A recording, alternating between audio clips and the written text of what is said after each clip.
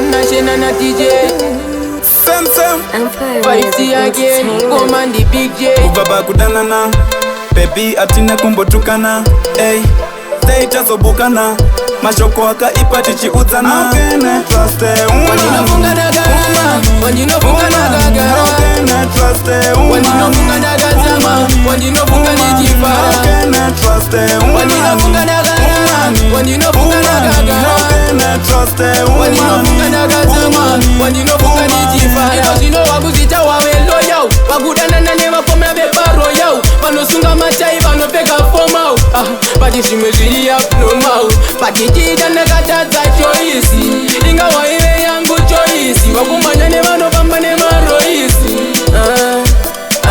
Wakanipa notice When you no funga na gara When you no funga na gara How can I trust a woman? When you no funga na gazama When you no funga ni jifara How can I trust a woman? When you no funga na gara When you no funga na gara How can I trust a woman? When you no funga na gazama When you no funga ni jifara Naitaya kumanya nechita Baby pakudanga te wakandieta Kwete swako swekuzongo ndichita Baby ne mashoko akondaga kuta Ndiwe wakandiplaya ungepoka Wakandikika ungeborare musoka Apa newe maskiti tangataloka Ndiwe wakandibudita panze panikachoka Asichina